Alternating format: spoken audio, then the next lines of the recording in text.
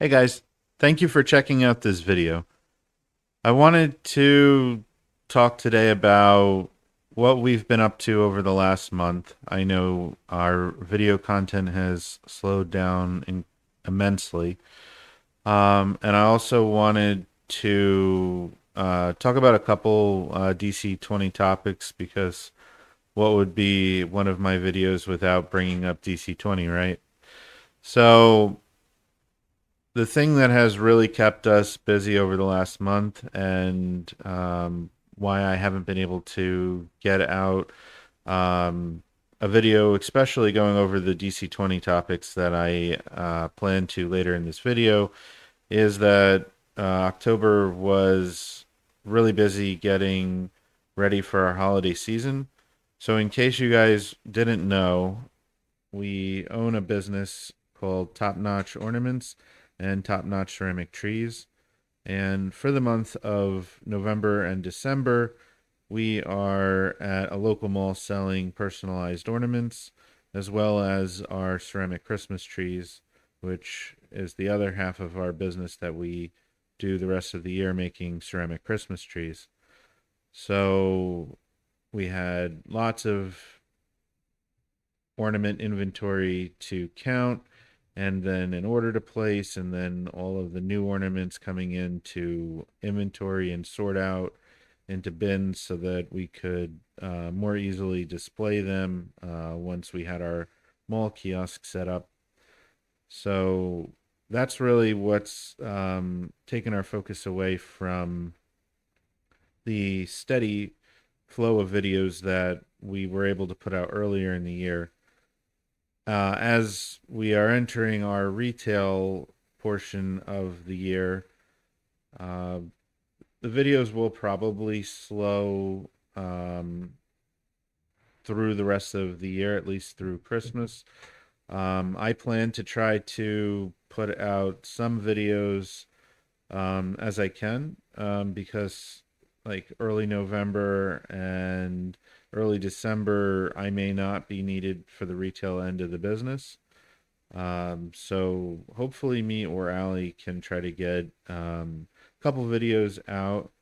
Another announcement is that we had a successful Halloween Havoc one shot for DC20, collaboration with, and this is also a shout out to ClaudioWild, TnTori, Bardic Aggravation, and Toother from Voyage of Destinies. So we're planning to get back together in November on, I believe it's the Tuesday of Thanksgiving, but we'll have more details as it gets closer. And that's going to be a level zero one shot when they level their characters from novice to zero and go on an adventure that we've dubbed Thanksgiving Trouble. So we're definitely looking forward to having um, Bardic Aggravation, ClaudioWild, TnTori, and Toother back for another collaboration. I want to thank everybody that's subscribed lately. I know we were sitting around 250 for a while, and now we're at or above 275 as of right now. So thank you very much to everybody who has subscribed. If you haven't already, please consider subscribing. We're trying to hit that first milestone of 500 subscribers. And then, of course, we'll be pushing on to that next milestone of 1,000. So, with that out of the way, let me transition over to the DC20 end of the video, and then, um, yeah, that will conclude today's video, I think. So, um, I wanted to talk about two things. The first is standing up from prone and compare it to what standing up from prone looks like in D&D5e. So in D&D, as I have highlighted there, standing up takes more effort Doing so costs an amount of movement equal to half your speed. So in D&D, if a stock character has 30 feet of movement and they were to stand, it's going to cost them 15 feet of movement. But the weird thing is if a monk, let's say, has a 50-foot movement speed and they stand, it's going to cost them 25 feet of movement because no matter what their speed is, it's always half. DC20 handles it a little bit different. As you see on the screen, standing up, you can spend 2 spaces of movement to stand up, ending the prone condition on yourself, and standing up from prone provokes opportunity attacks. So a couple noteworthy things. Standing from prone in D&D does not provoke opportunity attacks. Standing up from prone in DC20 does provoke opportunity attacks. And since there's that distinction in opportunity attacks and how they happen, I wanted to talk about attacks of opportunity in the two systems as well. But there's a little bit more to talk about on the topic of standing from prone. So 2 spaces of movement in DC20 is the equivalent of 10 spaces of movement or 10 feet of movement in D&D. So if in D&D it costs 15 feet of movement to stand normally for a character with a 30 movement speed, in DC20 it's only essentially costing you 10 feet of movement, but there are some very big differences here. For one, in DC20 you don't have a move action every turn. It's like if you want to spend an action on move, then you gain a pool of movement equal to whatever your speed is. Then you spend 2 of those spaces in order to stand. Where in D&D, you have a movement every turn, 1 movement, and you spend half of it to stand. Where it gets a little bit more interesting, though, with the DC20 end of things, is if you are exhausted, and especially exhaustion combined with the Giantborn negative trait of Heavy Riser. So the Giantborn Heavy Riser negative trait is one I see most Giantborn take because they figure it's not a big loss, a big penalty, and it says that you need to spend 4 spaces of movement in order to stand from prone instead of 2. So if your movement speed is 5 spaces, and you have to spend 4 to stand, you take a move action, spend 4 of them, and stand. Not a problem. But when you're exhausted, as one of my players was in a game, I want to say he was exhausted 3. So in order to stand from prone, he would have had to take multiple move actions, which is kind of thematic and cool. So, if he took 1 move action, he would get his 5 spaces. However, being exhausted, he wouldn't get 5 spaces. He would only get, say he was exhausted 3, he would only get 2 spaces. So he would have to take 2 move actions to get the 4 spaces needed to stand. That's all fine, except he was also on death's door, so he could only spend 1 action. So he was exhausted, prone, and on death's door, and unable to stand. So there are certain situations, although rare, where the DC20 end can be more punishing. It is more realistic, I think, and a more elegant way to handle it, I think, than just half of your movement. But I don't think that not everybody has considered the other end of it, which is where I explained you're exhausted, and you have to take multiple actions in order to stand, and then of course on death's door you can't take multiple actions. So the other thing that I wanted to talk about then was opportunity attacks. So let me um, pop those up. So as you can see here, for D&D 5th edition, you can make an opportunity attack when a hostile creature that you can see moves out of your reach. And to make the opportunity attack, use your reaction to make one melee attack against the provoking creature. The attack occurs before the creature leaves your reach. Simon says hi, by the way. So, the interesting things here are one, the attack happens before the creature leaves your reach. So if you were to knock them unconscious with an opportunity attack, they fall unconscious wherever they were before they leave your reach. So that's an interesting distinction. Um, And in fifth edition, the only way to provoke an opportunity attack is if they leave your reach. Where in DC20, the trigger is a creature you can see within your melee range uses its movement to leave your melee range, stands up from prone, picks up an item off the ground, or takes the object action. So there are a lot more ways that opportunity attacks can be provoked in DC20. A big one, standing up from prone.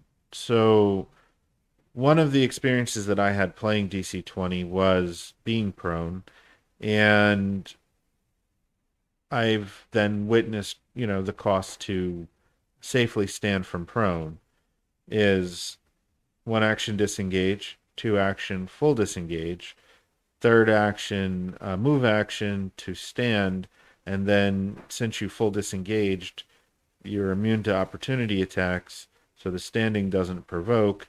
And then my character only had 4 spaces of movement because he was in heavy, dense armor, which gave PDR2 but a movement speed reduction of 1. So with a movement speed of 4, sorry, movement speed of 4, um, I only had 2 spaces left. I could move away, and then I would have 1 action point left to do something else. Not the end of the world, but it's noteworthy that if you don't want to provoke an opportunity attack, as you would in 5e from standing, it does cost you 2 extra actions to full disengage, and then 2 spaces of movement to stand off of your move action, leaving you with 1 action, which could be another move action if you needed to get further away, or an attack before you finish your movement or something like that, depending on the situation.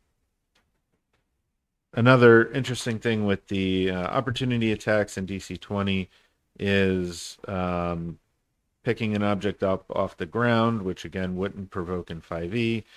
And a big one, though, is takes the object action. So drinking a potion will also provoke attacks of opportunity. Kind of making if you're on death's door and you have only 1 action, drinking a potion may not be the action that you want to take if you're in melee and in danger of an opportunity attack.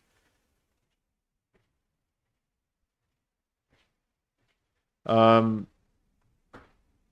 you could also single action disengage and then impose disadvantage on opportunity attacks. Then, if they want to take it, they're making it a disadvantage unless they want to spend extra actions. Sometimes trying to chew through somebody's action economy, that could be a way to go. Mostly, I think you're probably better off just spending the 2 actions on a full disengage. Um, yep.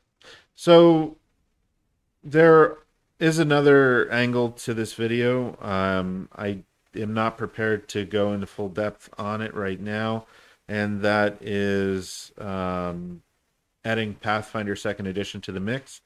Just a quick up, I guess to make a quick point on that end of it is from standing up in Pathfinder.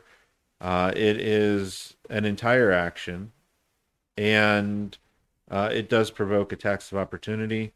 It is noteworthy that in Pathfinder there are less creatures that can make opportunity attacks.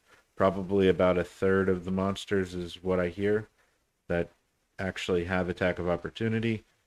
Um, but I think that attacks of opportunity in Pathfinder, while they happen for a lot of the same reasons that they do in DC20, they happen for a couple other reasons. One of which is moving within the creature's reach. So, without a way to really disengage, I feel like opportunity attacks in Pathfinder, when they come up, are way more impactful in the sense that, again, in DC20, you can spend two actions on full disengage and then move freely for the entire turn. And you have four actions instead of three.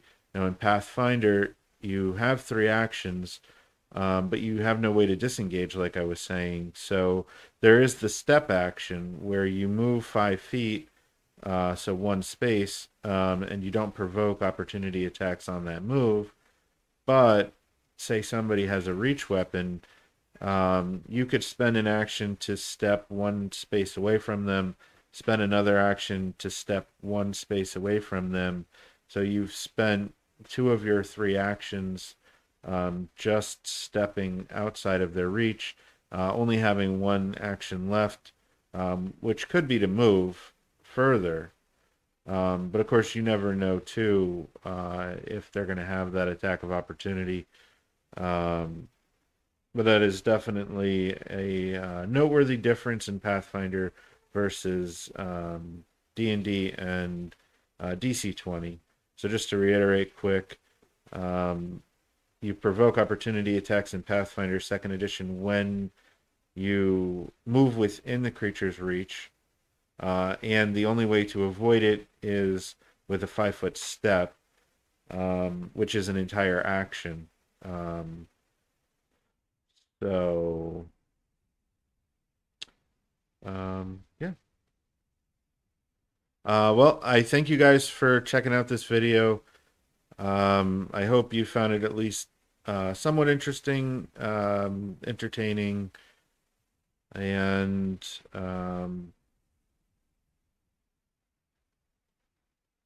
yeah, look out for Halloween, not Halloween Havoc. You could check out Halloween Havoc, but Thanksgiving Trouble coming the week of Thanksgiving.